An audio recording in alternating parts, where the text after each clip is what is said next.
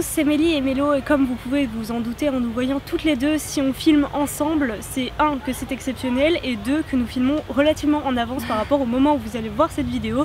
D'ailleurs, vu comment on est habillé et vu la lumière, vous saurez également que nous sommes encore en été et c'est plus le cas quand vous verrez la vidéo. On fait cette petite vidéo de manière assez exceptionnelle pour vous faire un bilan sur le Pélib de cette année. On a été très contente d'y participer, donc c'est la première édition, c'est la première fois qu'on était jury pour un prix littéraire. On va vous expliquer notre ressenti sur les différents livres et aussi pour lequel on va voter. Pour ma part, si je suis très contente d'avoir participé, et je pense que c'est un peu le cas de Mélo aussi, c'est parce que ça nous a obligés, avec de gros guillemets bien sûr, à découvrir des livres que nous n'aurions pas lus par nous-mêmes. Ouais. Donc de mon côté, je pense notamment à Sirius et au Seigneur de Bohème que clairement je ne serais pas allée lire par moi-même. Ouais. De mon côté, je pense aussi au Seigneur de Bohème parce que en effet, je ne serais pas allée le lire de moi-même, c'est pas le genre de truc qui m'attire, mais j'ai été très agréablement surprise et j'ai beaucoup aimé ma lecture.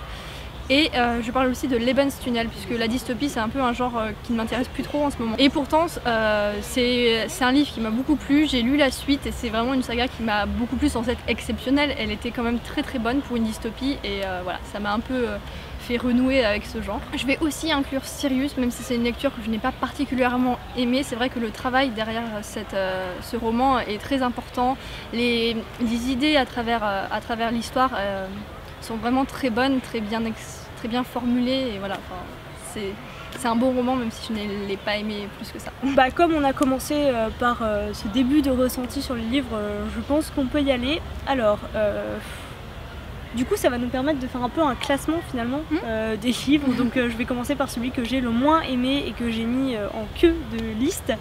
Et il s'agit, sans vraiment beaucoup de surprise, du Souffle de Midas. Donc je pense que vous vous en doutez un peu après avoir vu nos comparaisons. Donc clairement, pour moi, c'était une bonne lecture, enfin une bonne lecture. J'ai passé un bon moment, ça se lit vite et je suis contente de l'avoir lu, mais pour moi, il n'avait pas sa place parmi ces 7 finalistes. C'est surtout qu'il y avait d'autres livres qui avaient plus leur place que ce roman-là. Voilà. Je suis plutôt d'accord avec Mélie. Je le mets en dernière place à égalité avec Sirius, puisque Sirius, il y a des très bonnes idées derrière. Il y a beaucoup de travail, mais je ne l'ai pas apprécié, alors que le Souffle de Midas, c'est quelque chose d'assez basique, mais en même temps, j'ai beaucoup aimé ma lecture. Oui, en fait, je vous ai dit que je mettais le Souffle de Midas en dernier, mais ce que j'ai oublié de préciser, c'est qu'il y a 2 romans parmi les 7 que je vais exclure. Voilà, je pense que j'aurais dû commencer par là tout de suite et vous dire que pour moi, ils ne devraient pas vraiment faire partie de cette sélection pour la bonne et simple raison qu'ils sont, de mon point de vue, complètement hors catégorie. Pas forcément hors catégorie par rapport au thème du prix qui est prix littéraire de l'imaginaire, donc là-dedans ça colle, mais par contre, quand on voit la majorité des livres qui ont été sélectionnés et qui sont du young adult, je trouve que comparer du young adult avec clairement de la fantasy adulte et une fantasy engagée, je pense que ces 2 livres-là mériteraient des prix, mais pas en comparaison à ces livres-là. Voilà. Je sais pas si j'ai été très claire. Moi j'ai compris en tout voilà. cas. Donc voilà, ces 2-là, moi je vais vous présenter un classement de 5 livres parce que pour moi ces 2-là méritent clairement un prix et j'ai passé de très bons moments et j'ai vraiment adoré ma lecture, en particulier pour Sirius qui était pas très loin du coup de cœur et qui m'a vraiment marqué. Mais pour moi, je peux pas voter pour Sirius dans ce cadre-là. Ensuite, moi, on va dire, c'est le 5e du coup. Le 5e roman que j'ai le moins aimé du coup. Ça fait bizarre de dire ça parce que j'ai bien aimé ma lecture, il n'y a pas de souci. Il s'agit de Shade of Magic, donc le tome 1. Le tome 2, je l'ai adoré, mais le tome 1, ça l'a pas fait, je l'ai pas trouvé exceptionnel. J'ai pas été emportée au loin et j'ai pas adhéré autant que les gens qui en parlent et ont adhéré en fait. Pour ma part, le 4e livre du coup que j'ai encore une fois le moins aimé, mais je rejoins Mélo, c'est pas que je l'ai moins aimé que les autres, enfin si forcément on doit choisir, donc je l'ai moins aimé que les 3 d'avant, mais c'était une très bonne lecture, j'ai apprécié et sûrement que je lirai la suite, je ne sais pas quand, un jour peut-être. C'est Lebenstunnel. C'était franchement une très belle découverte, c'était une très bonne dystopie, je rejoins Mélo là-dessus. Après on vous remettra de toute façon tous les liens vers nos comparaisons dans la barre d'infos pour que vous puissiez retourner voir nos avis si ça vous intéresse. Voilà, c'était une bonne lecture, mais pour moi ce n'est pas le finaliste. Ensuite dans le classement, pour moi vient La Faucheuse.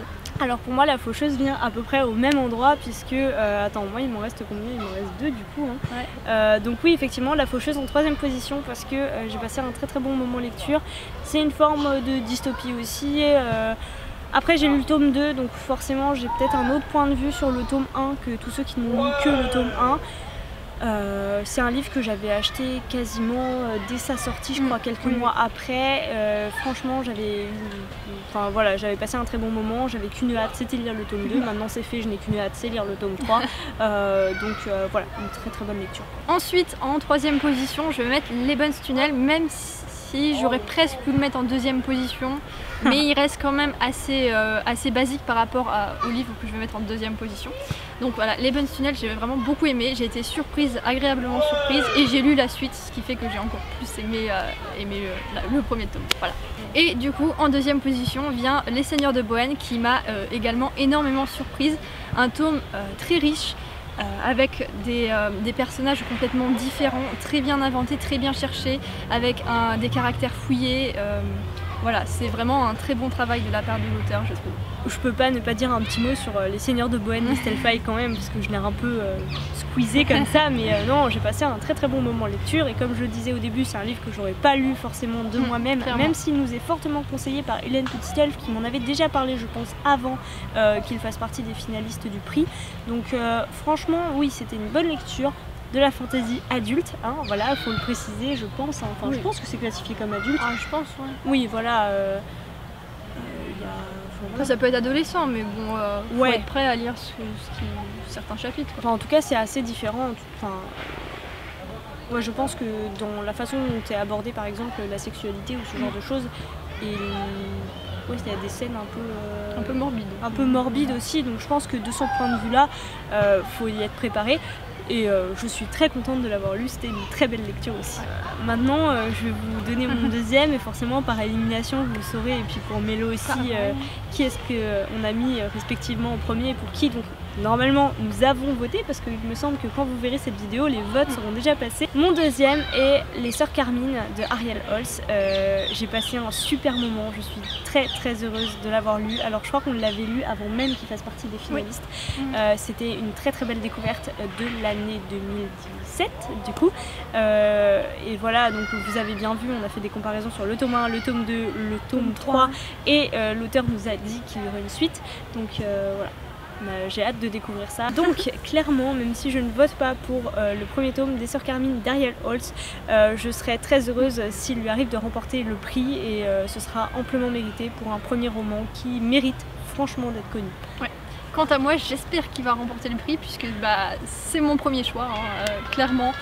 C'était un énorme coup de cœur. L'univers est complètement fou.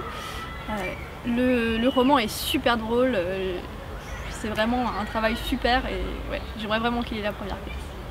Et donc pour moi, celui que j'aimerais voir remporter ce prix, parce que ça a été presque un coup de cœur, donc pas un coup de cœur au moment où je l'ai lu, mais après avoir lu le 2e tome qui est franchement bon, et dans l'attente de lire le 3e que j'aurai normalement lu quand vous verrez cette vidéo, il s'agit bien sûr de Shades of Magic. Alors oui, c'est un roman anglophone, un des 2 seuls qui était présenté pour le Pélib. Mais pour moi, en termes de littérature, young adult, fantasy, il est vraiment très bon. Voilà, j'ai beaucoup aimé, et les personnages, et l'univers, et la pseudo-romance sur laquelle on ne va pas revenir puisque Mélo ne sera jamais d'accord avec moi. Très belle lecture, voilà. En attendant la remise des prix, on vous annonce déjà qu'on participera au prix de l'année prochaine, puisqu'on a vraiment beaucoup aimé le jury, ça nous a apporté beaucoup de choses et beaucoup de belles lectures. Les informations pour le prix de l'année prochaine, donc par rapport aux sorties 2018, voilà, mais qui sera le Pélib 2019 du coup, ont été annoncées lors d'un live sur YouTube sur la chaîne de Patatras, qui est une des organisatrices de ce prix. Et il y a pas mal de nouveautés, notamment le fait qu'il n'y aura cette fois que 5 finalistes, et que ce seront que des romans anglophones. Français. Voilà. Je dis vraiment des bêtises, ce ne seront que des romans francophones. Voilà, merci. Donc ça c'est la première chose que j'ai notée, parce qu'à mon avis il y a plein d'autres nouveautés, donc on ne sait pas tout encore, mais parmi les principales, le fait qu'on peut également participer avec un compte Instagram. Voilà, donc pour tous les bookstagrammeurs ça peut être très intéressant, donc je pense que nous-mêmes on communiquera peut-être davantage là-dessus sur Bookstagram. Et cette fois-ci, je pense qu'il y aura plus de phases éliminatoires parce que cette année, je crois, on est passé de 80 livres à 7 tout de suite, il me semble, ou Puis quelque chose comme ça. Du coup, Ouais, voilà, donc cette fois ce sera peut-être un peu plus étalé, je pense, dans le temps. En tout cas, pour s'inscrire, il faut proposer 3 livres, pardon, 3 livres que l'on aimerait voir parmi la sélection de l'année. Et donc nous en avons déjà trouvé 2 chacune que nous aimerions proposer pour l'inscription, que nous avons peut-être déjà proposé pour l'inscription.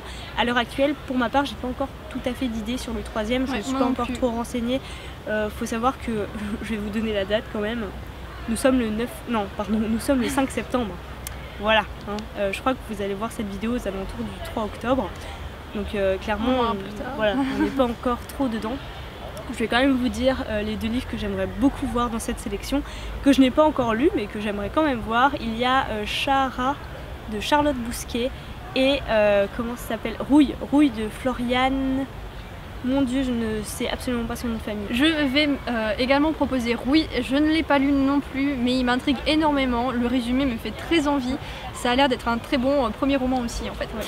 Et en deuxième, je proposerai Le Dieu l'oiseau, que cette fois j'ai lu et qui m'a beaucoup marqué. Il y a vraiment beaucoup de travail. Le portrait psychologique du personnage principal est juste génial, super bien fait. Voilà, notre petit bilan sur le Pélib est fini. On espère que ça vous aura intéressé, que ça vous aura plu. Désolée si vous avez entendu un peu de bruit environnant, parce qu'on tourne en extérieur pour faire une vidéo un peu différente de d'habitude, tout simplement. Et puis comme on se retrouve enfin toutes les deux, il faisait beau, ça fait plaisir. Voilà, hein. Sur ce, on vous souhaite à toutes et à tous de très belles lectures. Et puis on en saura davantage sur le Pélib dans les prochains jours. Et puis on se retrouve la semaine prochaine pour une nouvelle vidéo.